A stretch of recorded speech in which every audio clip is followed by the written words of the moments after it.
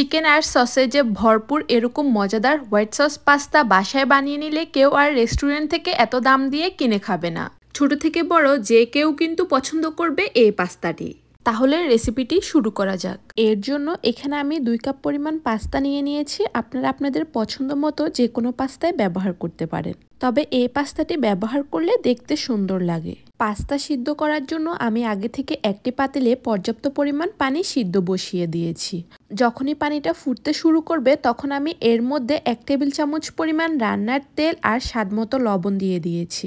তারপর এর মধ্যে দিয়ে দিচ্ছি পাস্তাগুলো দেওয়ার পরে এগুলিকে একটু নেড়ে মিশিয়ে দিচ্ছি, না হলে অনেক সময় নিচে পাস্তাগুলো পাতিলের সাথে লেগে বসে থাকে। এবার এই পাস্তাগুলোকে 7-8 মিনিট ধরে সিদ্ধ করে নিয়েছি। তবে আপনারা যে পাস্তাটি ব্যবহার করবেন সে পাস্তার প্যাকেটের গায়ে লেখা থাকবে কত মিনিট সিদ্ধ করে নিতে হবে, সে অনুযায়ী আপনারা পাস্তাটি সিদ্ধ করে নেবেন। তারপর পাস্তাগুলোকে একটা স্ট্রেনারে ঢেলে পানি ঝরিয়ে রাখতে হবে।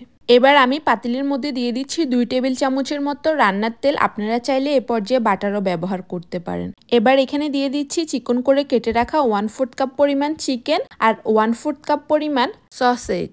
এবার এগুলিকে 1-2 মিনিট তেলের মধ্যে ভেজে নিয়ে আমি এর মধ্যে দিয়ে দিচ্ছি একটা বড় সাইজের টমেটো কুচি।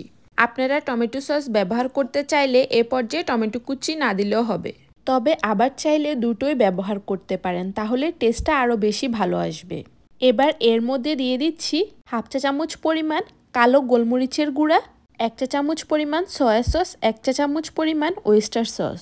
এ পর্যায়ে আমি কোনো লবণ ব্যবহার করছি না, কারণ দুটো সসেই অনেক বেশি লবণ থাকে। তবে আপনাদের কাছে লবণের প্রয়োজন মনে হলে তাহলে একটু ব্যবহার করে নিতে পারে। তারপর এগুলিকে কিছুক্ষণ ধরে ভেজে নিয়ে নামানোর আগে এর মধ্যে দিয়ে দিচ্ছি কিছু পরিমাণ বেল পেপার কুচি। এবার সবকিছুকে আবারও 1-2 মিনিট ভেজে একটি বাটিতে নামিয়ে রাখছি। এবার মূল রান্নার জন্য পাতিলে নিয়ে নিচ্ছি 3 টেবিল চামচ পরিমাণ বাটার। এর সাথে দিয়ে দিচ্ছি 1 টেবিল চামচ পরিমাণ রসুন কুচি। আর এ পর্যায়ে অবশ্যই বাটার ব্যবহার করতে হবে। এবার এই রসুনগুলোকে ভেজে নিতে হবে বাদামি বর্ণ হওয়া পর্যন্ত। যখনই রসুনটাতে কিছুটা কালার আসা শুরু করবে সে পর্যায়ে চুলার আঁচটা একেবারে লো হিটে করে দিয়ে রসুনগুলো এক সাইডে করে এর মধ্যে দিয়ে দিচ্ছি 3 টেবিল চামচ পরিমাণ ময়দা। এবার ময়দা আর রসুনগুলোকে একত্রে ভেজে নিচ্ছি কিছুক্ষণ ধরে। এর ফলে ময়দার যে কাঁচা গন্ধ থাকে সেই গন্ধটা দূর হয়ে যাবে। ভেজে নেওয়া হয়ে গেলে এবার এর মধ্যে দিয়ে দিচ্ছি লিকুইড দুধ। তবে চেষ্টা করবেন এই দুধটাকে আগে থেকে জাল দিয়ে ঠান্ডা করে ব্যবহার করতে। তবে প্রথমে আমি 3 কাপ পরিমাণ দুধ একসাথে দিয়ে দিচ্ছি না, কারণ এর ফলে ময়দাগুলো চাক ধরে যেতে পারে। তাই প্রথমে অল্প একটু দুধ মিশিয়ে নিয়ে তারপর সম্পূর্ণ দুধটি দিয়ে দিচ্ছি। এবার একটি হ্যান্ড হুইস্কের সাহায্যে ভালোভাবে সবকিছু মিশিয়ে নিচ্ছি।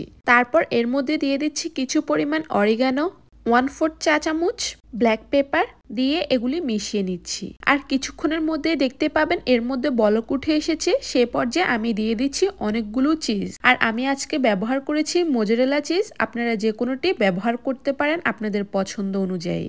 আর এর পরিমাণ কি বলবো, যত বেশি চিজ ব্যবহার করবেন এই খাবারটি খেতে তত বেশি মজাদার হয়। তবে 1 কাপের বেশি ব্যবহার করতে যাবেন না, তাহলে আবার মিশ্রণটি অতিরিক্ত বেশি ঘন হয়ে যাবে। এবার আমি একে একে সবকিছু দিয়ে দিচ্ছি। আগে থেকে ভেজে রাখা সেই চিকেনগুলো, সাথে দিয়ে দিয়েছি সিদ্ধ করে রাখা সেই পাস্তাগুলো। ঝালের জন্য দিয়ে দিচ্ছি 1/2 টেবিল চামচ পরিমাণ চিলি ফ্লেক্স। আপনারা আপনাদের পছন্দ মতো ব্যবহার করে নেবেন। এবার সবকিছুকে ভালোভাবে নেড়েচেড়ে মিশিয়ে নিতে হবে।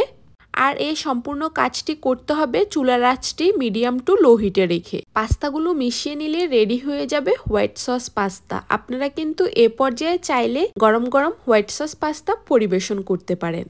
তবে আমি আজকে বানাবো বেক পাস্তা, সেটাই আপনাদের সাথে শেয়ার করছি। এর জন্য এই হোয়াইট সস পাস্তাটাকে নামিয়ে নিয়ে একটি বাটির মধ্যে পাস্তাগুলো নিয়ে নিচ্ছি। এবার এর উপর দিয়ে দিচ্ছি অনেকগুলো মোজারেলা চিজ। যত বেশি চিজ ব্যবহার করবেন এই খাবারটি তত বেশি মজাদার হবে। এবার সাজানোর জন্য এর উপর দিয়ে দিচ্ছি কিছু পরিমাণ সসেজ আর দিয়ে দিচ্ছি কিছু পরিমাণ ক্যাপসিকাম। এবার এই বাটিটাকে বসিয়ে দিব একটি পাতিলের মধ্যে। আর ওই পাতিলটা ঢাকনা দিয়ে 10 মিনিট ধরে চুলার আগুন বাড়িয়ে প্রিহিট করে নিয়েছি। তারপর পাতিলের মধ্যে একটি স্ট্যান্ড বসিয়ে সেই স্ট্যান্ডের উপর বাটিটি দিয়ে 15 থেকে 20 মিনিটের জন্য বেক করে নিতে হবে। বেশিক্ষণ ধরে বেক করে নিলে তাহলে কালারটা এতটা সুন্দর আসবে। তবে আপনারা চাইলে ওভেনেও বেক করে নিতে পারেন। এই যে আমি আপনাদেরকে দেখিয়ে দিচ্ছি পাস্তাটা কত বেশি চিজি আর ক্রিমি হয়েছে। খেতে কিন্তু ভীষণই মজা হয়েছে। আপনারাও এভাবে বাসায় বানিয়ে নিতে পারবেন।